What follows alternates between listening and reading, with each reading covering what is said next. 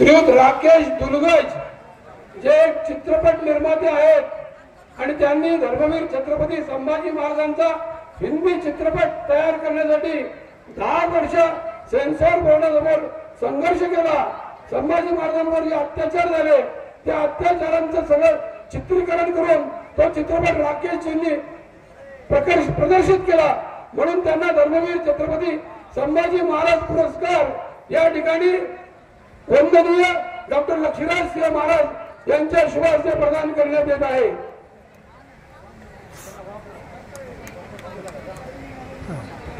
धर्मवीर छत्रपती संभाजी महाराज की। यानंतर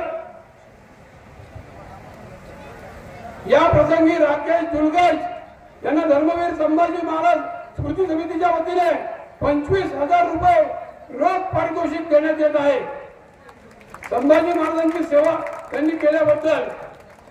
त्याचप्रमाणे शंभू सेवा पुरस्कार वडूचे वारकरी असून समाजाच्या विविध क्षेत्रात जे उल्लेखनीय काम करतात, संभाजी महाराजांच्या प्रती आपली भक्ती व्यक्त करण्याकरता काम करतात, त्यांना शंभू सेवा पुरस्कार प्रदान करण्यात येतो। आदरणीय शरदराव पाबळे हे या शिरूर परिसरातील एक अनुभवी पत्रकार आहेत। त्यांनी धर्मवीर छत्रपती संभाजी महाराज यांच्या समाधी स्थळाच्या विकासासाठी बहुमोल योगदान दिलेलं आहे। धर्मवीर संभाजी महाराज स्मृती समितीला वेळोवेळी उत्तम आणि विधायक अशा सूचना दिलेल्या आहेत आणि संभाजी महाराजांच्या या समाधी स्थळाच्या विकासासाठी प्रसिद्धी माध्यमाचा अतिशय युक्तीने वापर केलाय। शरदराव पाबळे यांना शंभू सेवा पुरस्कार डॉक्टर लक्ष्मीराज सिंह महाराज यांच्या शुभ हस्ते प्रदान करण्यात येत आहे। त्याचप्रमाणे हरिभक्त परायण बोला धर्मवीर छत्रपती संभाजी महाराज की जय। हरिभक्त परायण अक्षय महाराज भोसले हे शिवसेना धर्मवीर सेना आध्यात्मिक आघाडी या संघटनेचे महाराष्ट्राचे अधिकारी आहेत आणि त्यांनी खडकत भूम परांडा या परिसरातील कत्तल घाणे उद्ध्वस्त करण्यामध्ये परिणामकारक भूमिका बजावलेली आहे आणि हजारो गोमातांचे प्राण वाचवलेले आहेत। महाराष्ट्रभर पायाला भिंगरी लावून हिंदुत्वाचा प्रचार करण्यासाठी त्यांचा सदैव प्रवास चालू असतो। या सामाजिक योगदानाबद्दल अक्षय महाराज भोसले यांना या ठिकाणी शंभू सेवा पुरस्कार डॉक्टर लक्ष्मीराज सिंह महाराज यांच्या शुभ हस्ते प्रदान करण्यात येत आहे। बोला धर्मवीर छत्रपती संभाजी महाराज की जय। यानंतर माननीय निलेशजी भिसे यांनी गेली 10 वर्ष शंभू चरित्रावर कोणत्याही प्रकारची भावना निरपेक्ष भावनेने शंभू चरित्रावर व्याख्याने दिलेली आहेत। त्यांनी मृत्यूंची अमावस्या हे नाटक लिहिलेलं आहे आणि त्यांनी लहान मुलांचे संभाजी महाराज हे लोकप्रिय पुस्तक लिहिलं आहे। या निलेशजी भिसे यांना शंभू सेवा पुरस्कार डॉक्टर लक्ष्मीराज महाराज यांच्या शुभ हस्ते देण्यात यावा अशी मी विनंती करतो। बोला धर्मवीर छत्रपती संभाजी महाराज की जय।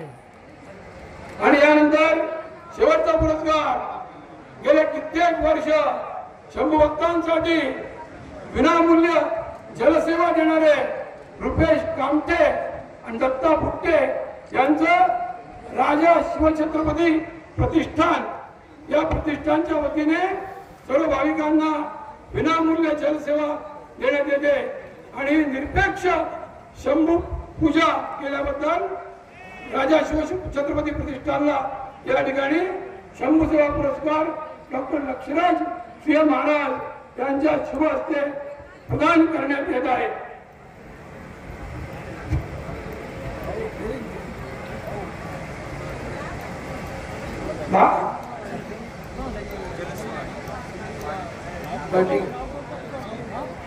स्मृती समितीच्या कार्यासाठी पुन्हा परत केलेले आहेत त्याचा या ठिकाणी मी उल्लेख करतो। बोला छत्रपती संभाजी महाराज की जय। यानंतर डॉक्टर लक्ष्मीराज सिंह महाराज यांना मी विनंती मार्गदर्शन करतील मी विनंती करतो की सर्वांनी डॉक्टर लक्ष्मण सिंह महाराज यांना मानवंदना देण्यासाठी उभे राहून महाराणा प्रतापाची घोषणा केली पाहिजे। सर्वांनी उभं राहावं, महाराणा प्रतापाची घोषणा द्यावी आणि डॉक्टर लक्ष्मण सिंह महाराज यांना मानवंदना द्यावी।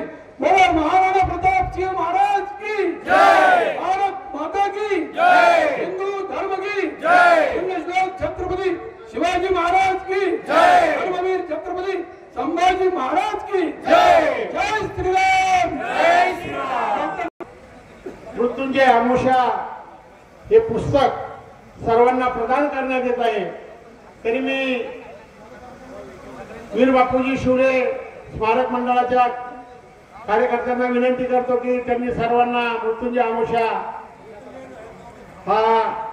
हे पुस्तक द्यायचे।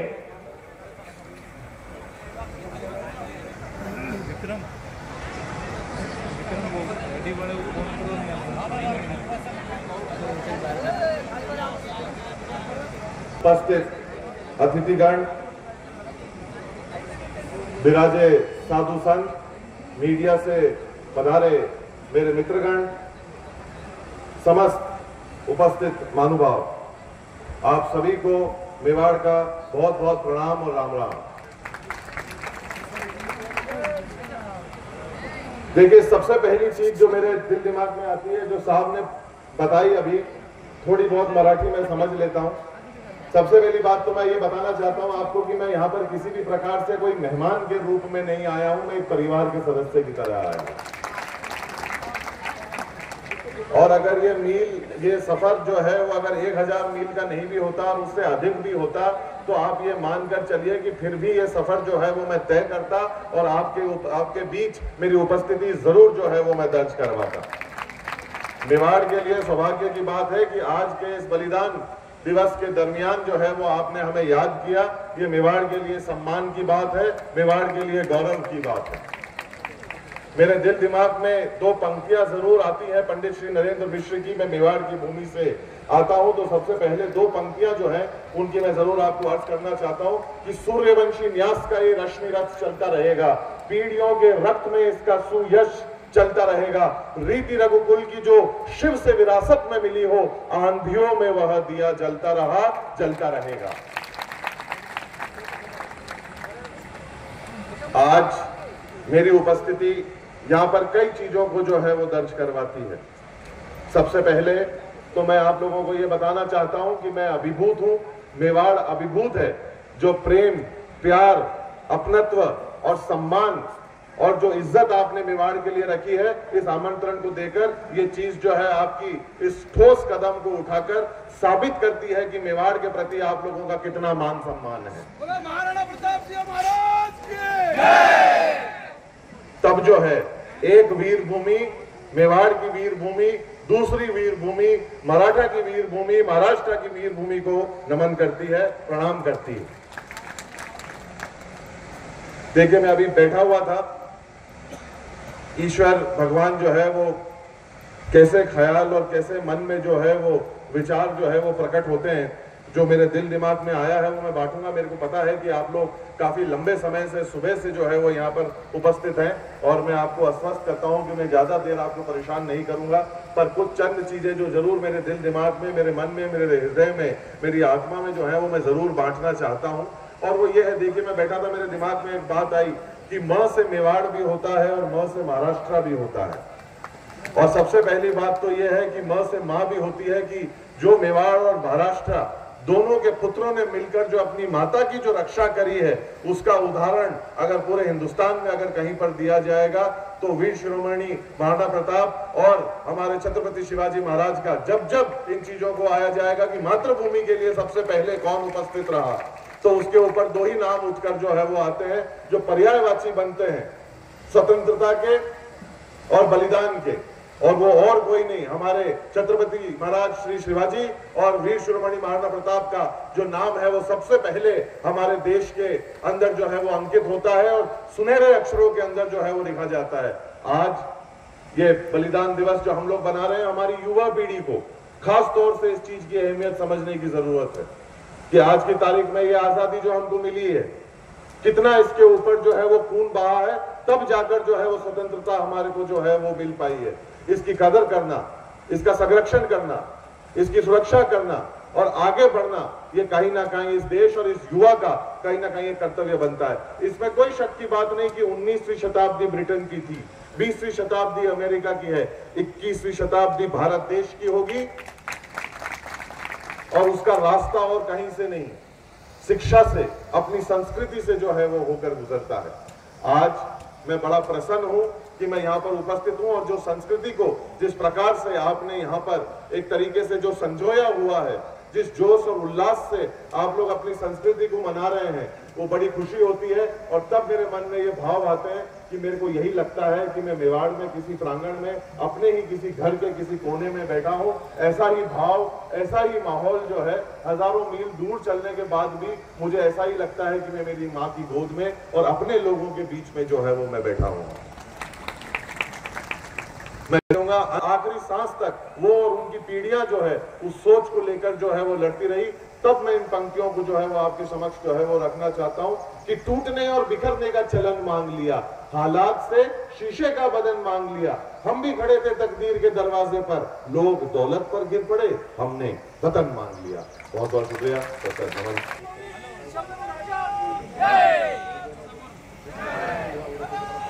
आपण ज्यांचे विचार ऐकणार आहोत, ज्यांनी छत्रपती शिवाजी महाराज, संभाजी महाराजांचा इतिहास साता समुद्र पलीकडे नेलेला आहे, असे श्री दादांचे आपण विचार ऐकायचे। अभिनेते राहुलजी सोलापूरकर यांचं ह्या ठिकाणी व्याख्यान होणार आहे। तरी सर्व शंभू भक्तांनी त्या धर्मपंढरी मंडपामध्ये स्थानापन्न व्हायचे। आलेल्या सर्व शंभू भक्तांच्या बंधू आणि भगिनींचा ग्रामस्थांच्या वतीनं, ग्रामपंचायतच्या वतीनं आणि वीर बापूजी शिवरे स्मारकच्या वतीनं, स्मृती समितीच्या वतीनं हार्दिक हार्दिक असं स्वागत। पातु सरस्वती भगवती श्री आदिशक्ती तुळजा भवानी, परम पवित्र भगवा ध्वज, समशेरीच्या धारेवरून महाराष्ट्र लक्ष्मीची पूजा मानणारे छत्रपती शिवराय, या देशाच्या स्वातंत्र्यासाठी ज्या ज्या ज्ञात अज्ञात क्रांतीवीरांनी पंचप्राणांची कुरवंडी केली, ते सर्व क्रांतीवीर स्वातंत्र्यानंतरच्या 77 वर्षात देव, देश आणि धर्म यासाठी अवघं आयुष्य ज्यांनी वेचलं, ते समाज धुरील। आणि आपण आज स्वराज्य रक्षक धर्मवीर छत्रपती संभाजी महाराजांच्या 335व्या बलिदान दिवसानिमित्त इथं त्यांना वंदन करण्यासाठी जमलेलो आहोत। ते छत्रपती शंभू महाराज या सर्वांना साष्टांग प्रणिपात। या 335व्या बलिदान दिनी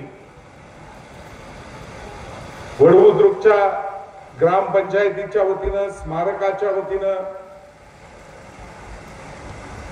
छत्रपती संभाजी महाराज पुरस्कार आज मला प्रदान करण्यात आला।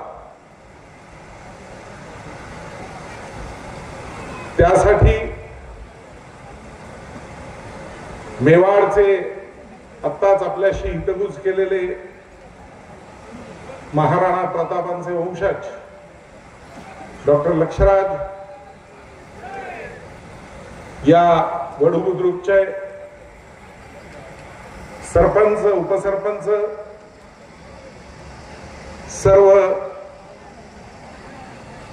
समितीचे पदाधिकारी आणि ग्रामस्थ बंधू भगिनींनो,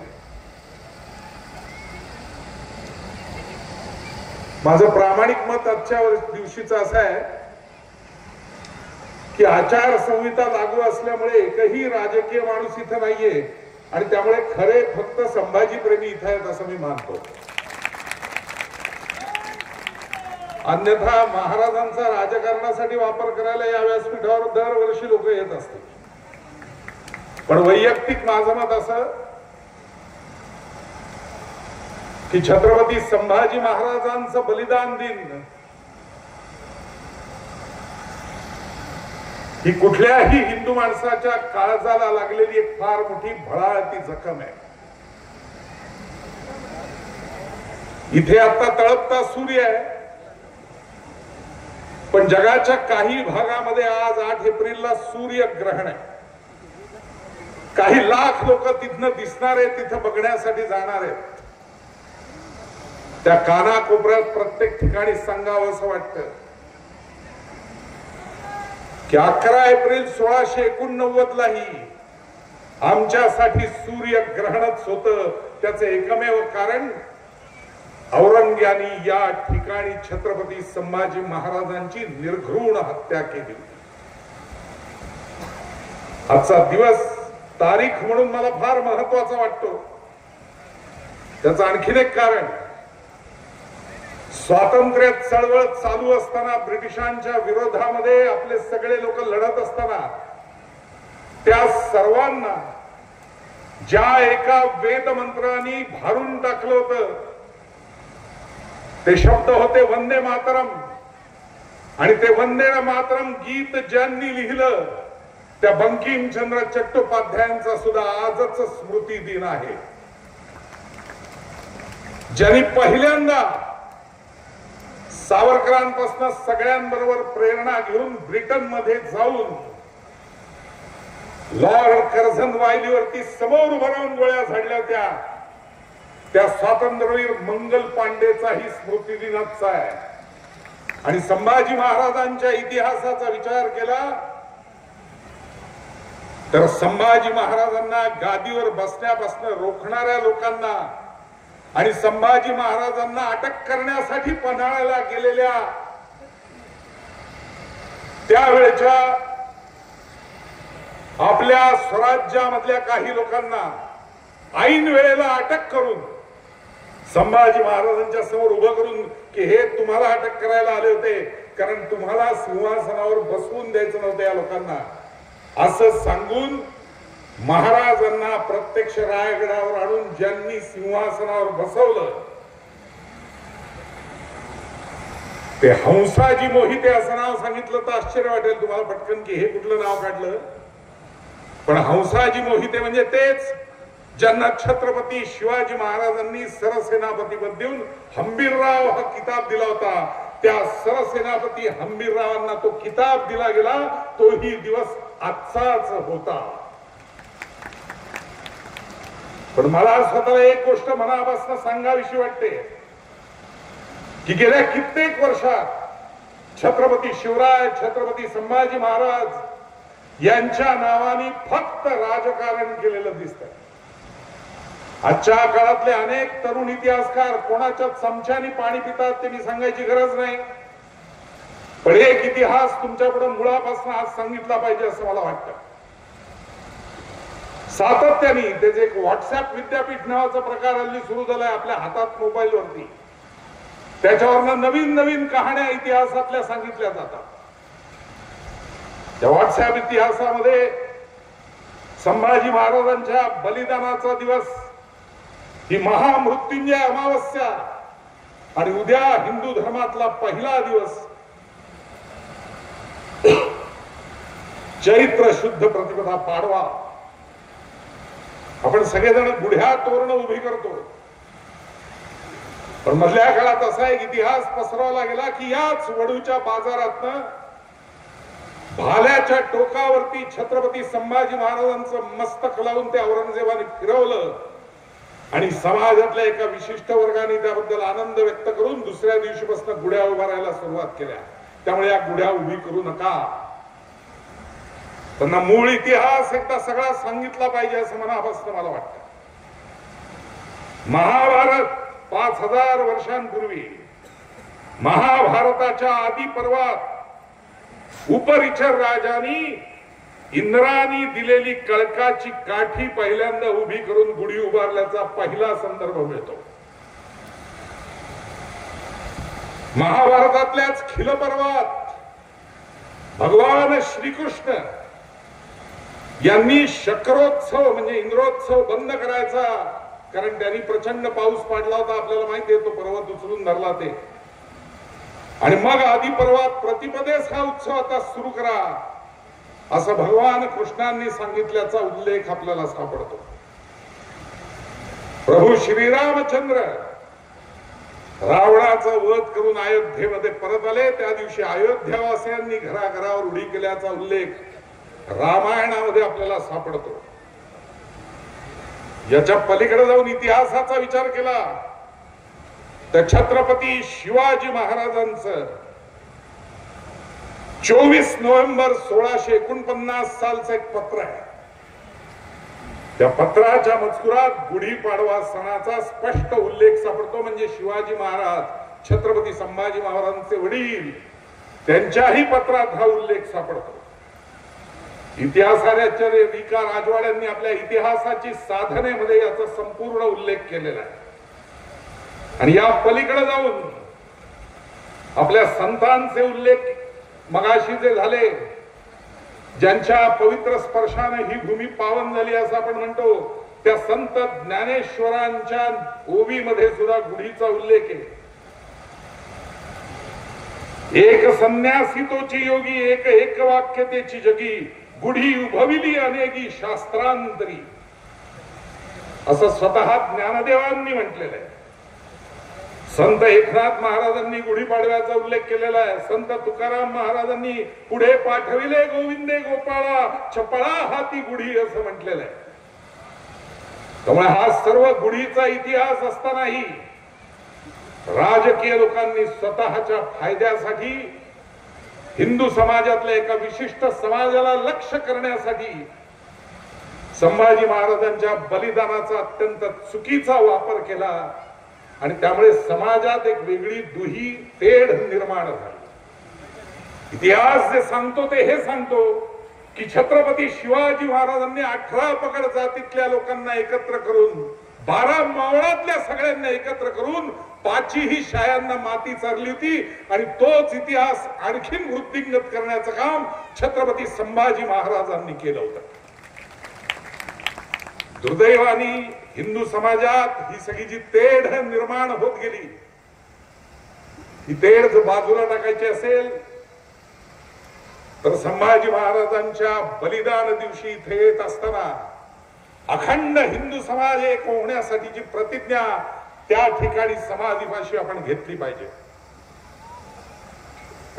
संभाजी महाराजांचा इतिहासही आपल्यापर्यंत अत्यंत चुकीचा पोहोचला.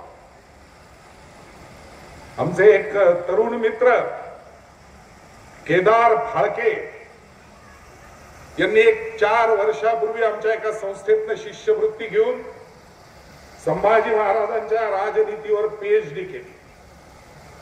तत्पूर्वी आपल्यापर्यंत संभाजी महाराज पोहोचले 2 इतिहासकारांकडे. हा सगळा भाग शोधण्याचं काम त्यावेळेला जो अडगळीत पडली होती सगळी समाधी स्थळ आणि इतर गोष्टी, वासी बेंद्र्यांनी त्याला पहिल्यांदा एक उल्लेख केला आणि त्याचा लोकांपर्यंत प्रसार झाला. आणि मग संभाजी महाराजांचं सगळं चरित्र खऱ्या अर्थाने पुढे आणलं ते इतिहासकार कमल गोखले यांनी. आणि आता काही अप्रकाशित आणखीन पत्र घेऊन फाळके आपल्या पुढे आलेले आहेत. मी त्या पत्रांमधलेच भाग मुद्दाम आपल्यासाठी आणलेत की अधिकृत गोष्टीचा इतिहास लोकांपर्यंत जावा, चुकीचा काहीतरी नको. कारण युट्यूबवर अनेक व्याख्यानं मी अनेकांची ऐकली. मोठे व्याख्याते असतात, म्हणजे त्यांच्या कौशल्याविषयी बोलण्याविषयी काही म्हणायचं नाही. अप्रतिम शब्दांची सगळी उभारणी करतात, डोंगर उभा करतात, पण दुर्दैवाने खरा इतिहास मात्र त्यामध्ये मांडला जात नाही. मराठ्यांच्या इतिहासाचा जर विचार केला तर सर्वात चर्चेचा विषय कुठला असेल तर तो संभाजी महाराजांची कारकीर्द हा आहे असं मी मानतो. पुढे 32 वर्षांचं आयुष्य, त्यातली राजकीय कारकीर्द अवघ्या 19 वर्षांची. त्या 19 वर्षांची किंवा एकूण राजकीय कारकिर्दीचे ढोबळमानाने नेहमी 3 भाग पडतात असं मी म्हणेन. इसवी सन 1671 ते 1674 हा पहिला कालावधी.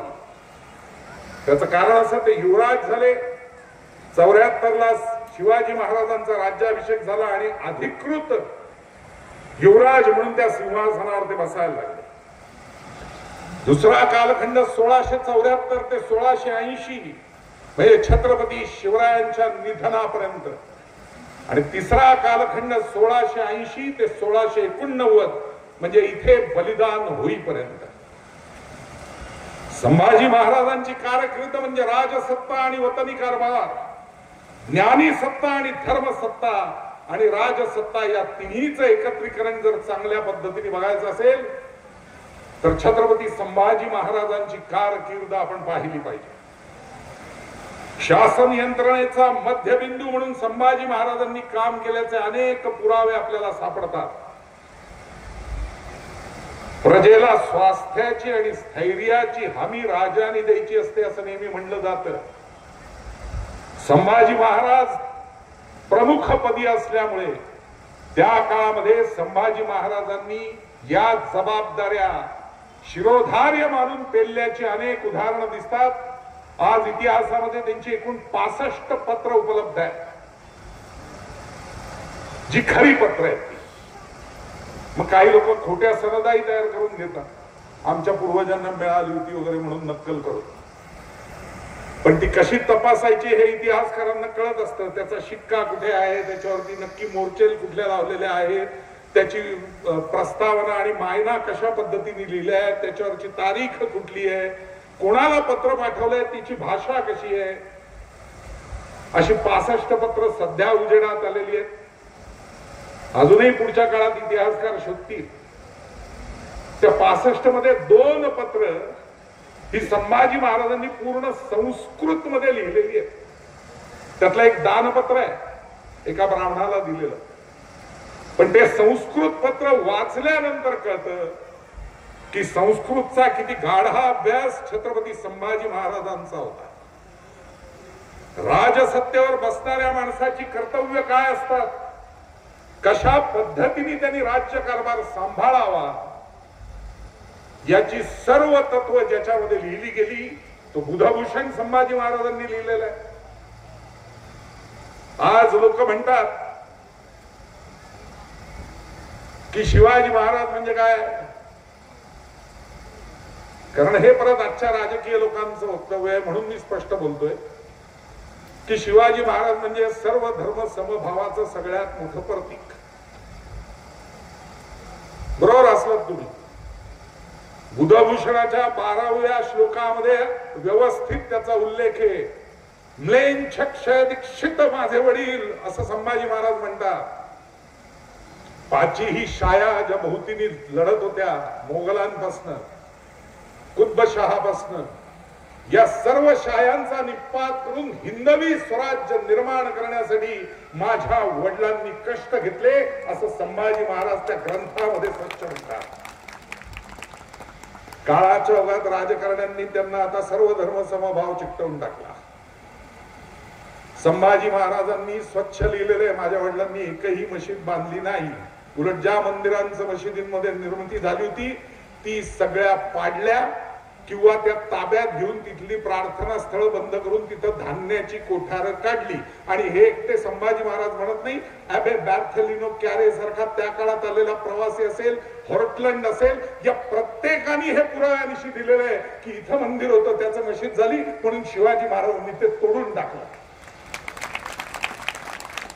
कर्नाटकात जाऊन बघा, तिथं तर शिलालेखच आहे शिवाजी महाराजांचा.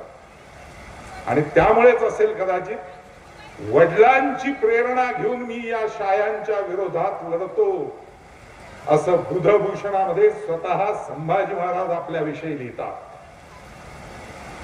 राजनीतीची धोरणं नक्की काय असावीत हे संभाजी महाराजांना उत्तम कळत होतं असं म्हटलं पाहिजे. युवराज म्हणून त्यांची जी कारकीर्द आहे 6 वर्षांची, ज्येष्ठ शुद्ध त्रयोदशी शके 1596 शनिवार पहाटे 3:10 रायगडावर छत्रपती शिवरायांचा राज्याभिषेक झाला. आपल्याला सगळ्यांना माहिती आहे, इंग्रजांचा वकील म्हणून हेनरी ऑफ झेंडन तिथे उपस्थित होता. त्यांनी राज्याभिषेकाच्या प्रसंगाचं संपूर्ण वर्णन ब्रिटिश गव्हर्नरला कळवलेलं आहे. त्याच्यात त्यांनी असं म्हणलंय, संभाजी महाराजांसाठी इंग्रजांनी 375 रुपयांचा नजराणा आणला होता. त्यामध्ये 125 रुपयांची 2 लाल खचित सलकडी होती गळ्यात घालायची अशी मनगटामध्ये, आणि 250 रुपये त्यावेळेची किंमत आहे अशी 8 हिऱ्यांची कंठी दिली होती. युवराज झाले म्हणून. तो वर्णन करताना म्हणतो संभाजी राजा आणि मोरोपंत म्हणजे मोरोपंत पिंगळे आणि गागा भट्ट हे सिंहासनाच्या पायऱ्यांवर खाली बसले होते. अधिकृतरित्या विधिवत राज्याभिषेकामुळे संभाजी महाराजांना युवराजाचे कायदेशीर अधिकार प्राप्त झाले असं तो म्हणतो. आणि त्यामुळे ते वेगवेगळ्या न्याय निवाड्यामध्ये सहभागी व्हायला लागले. त्यांनी एक नोंद केली आहे. पुरंदर पेठेच्या शेटे वतनाचा वाद जेव्हा मोरोपंत पिंगळ्यांनी सोडवला तेव्हा त्यांनी गोपाळ शेठ याला संभाजी महाराजांना 5 होऊन शेरणी दिल्याची आज्ञा केली आहे आणि संभाजी महाराजांनी आपल्या शिक्क्याने ती स्वीकारली. सांगण्याचा उद्देश एवढाच आहे की इतिहासामध्ये संभाजी महाराजांविषयीच्या अनेक गोष्टी आता या सगळ्या पत्रांमुळे सनदांमुळे ताम्रपटांमुळे उघडकीस येत आहेत. तरुण पिढीपर्यंत तो सगळा खरा इतिहास गेला पाहिजे की संभाजी महाराजांनी कशा पद्धतीने हिंदवी स्वराज्य रक्षणाचं काम केलं, वाढवण्याचं काम केलं. पोर्तुगीजांपासून अनेकांना कशा पद्धतीने त्यांनी दहशत वसवली. अंजनदीव सारखं बेट ताब्यात का घेतलं गेलं या सगळ्याचा इतिहास जेव्हा आपण वाचाल तेव्हा आपल्या लक्षात येईल की आपल्या पुढे आधीचा आलेला इतिहास किती चुकीचा होता. आणखीन 2 गोष्टी मला सांगाव्याशा वाटतात. त्यातली एक गोष्ट अशी आहे की संभाजी महाराज ज्या वेळेला शिवाजी महाराजांकडे दिलेर खानाकडून परत आले त्यावेळेला शिवाजी महाराजांनी या राज्याची विभागणी करण्याचा निर्णय घेतला होता. 2 राज्य निर्माण करण्याचा त्याचा अधिकृत पुरावा आहे. त्याचं एकमेव कारण सोयराबाई मागे लागली होती की कसंही करून राजारामाला राज्य द्या. शिवाजी महाराजांनी असं ठरवलं होतं की इथलं जे राज्य आहे शिवनेरी पासून रायगडापर्यंतच ते राजारामाला द्यायचं. ते छोटं होतं आणि जास्त मोठा भाग हा कर्नाटक प्रांतापर्यंतचा सगळा होता. तो सगळा संभाजी महाराजांना द्यायचा. आणि त्याचं कारण एकच होतं की तिथं स्थिरस्थावर व्हायचं होतं हिंदवी स्वराज्य आणि ते करण्याची ताकद पुत्रा फक्त तुझ्यात आहे असं महाराज संभाजीराजांना म्हणाले होते. पण संभाजीराजांनी अत्यंत विनम्रपणे राज्याच्या या दुहीला नकार दिला. आणि नुसता नकार दिला असं नाही, स्वच्छ शब्दात सांगितलं की महाराज अशी विभागणी नको. आपण हिंदवी स्वराज्य संस्थापक आहात. हयातभर आपल्या पायाशी बसून राज्याची सेवा करण्याचा मला मान लाभू द्या. याच्या पलीकडे मला विभागणी नको. एक वेळ तुम्हाला वाटत असेल तर राजारामाला करा तुम्ही राजा, पण हिंदवी स्वराज्याची विभागणी नको. ही विभागणी टाळणारे संभाजीराजे होते. हाही इतिहास आपल्यापर्यंत येत नाही. नंतरच्या काळात सातारा गादी आणि कोल्हापूर गादी हा सगळा भाग इंग्रजांच्या राजकारणाचा आहे. तो कुठल्याही प्रकारे औरंगजेब इतर सगळे लोक यांच्यामुळे झालेला आहे असं नाही. त्यामुळे हेही आपण लक्षात ठेवलं पाहिजे. आणखीन एक अत्यंत महत्वाचा भाग या निमित्ताने मुद्दाम सांगितला पाहिजे. त्याचं कारण असं की औरंगजेबानी संभाजी महाराजांची हत्या केली. नावडी किंवा ज्याला आपण आजच्या काळात संगमेश्वर म्हणतो तिथं अत्यंत गणोजी शिर्क्यांच्या फितुरीमुळे संभाजी महाराजांना अटक झाली वगैरे हा सगळा इतिहास आपल्यापर्यंत आणलेला असतो, पोचलेला असतो. पण संभाजी महाराजांना ज्या पद्धतीनं इथं मारलं गेलं त्याविषयीचा संपूर्ण इतिहास आपल्यापर्यंत खरा येत नाही. संभाजी महाराजांच्या वतीने त्यांची सुटका व्हावी म्हणून काही लोकांनी औरंगजेबाकडे रदबदली करण्याचा प्रयत्न केला होता. कारण 1682 पासून 5 लाखाची फौज घेऊन इथं उतरलेला औरंगजेब ही संपूर्ण दख्खनची आणि विशेषतः मराठ्यांची भूमी त्यांनी रणांगण करून टाकली होती. या काळामध्ये जंजिरा खऱ्या अर्थाने आपल्या ताब्यात येईल का? कारण 6 मोहिमा शिवाजी महाराजांच्या वाया गेल्या होत्या. त्यामुळे जंजिरा आपल्या ताब्यात येईल काय याचा विचार त्यावेळेला छत्रपती संभाजी महाराजांनी केला होता.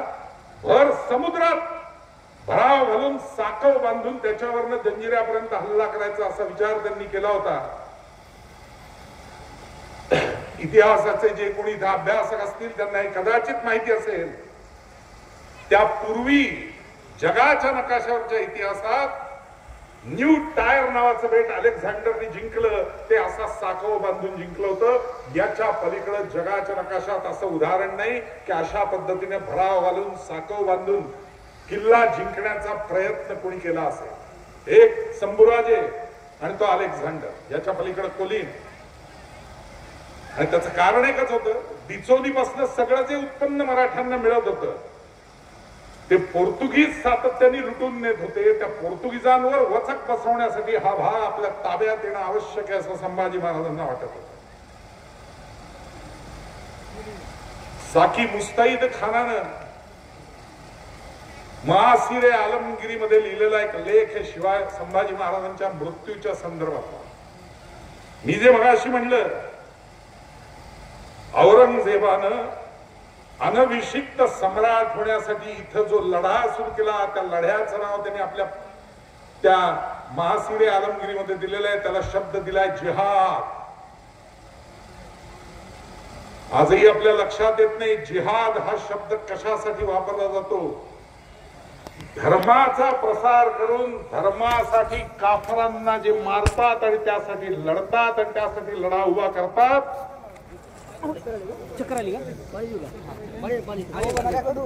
दादा त्यांना थोडंसं साखर आणि काहीतरी द्या. खाली बसवा खाली बसवा. थोडस पाणी लिंबून साखर द्या.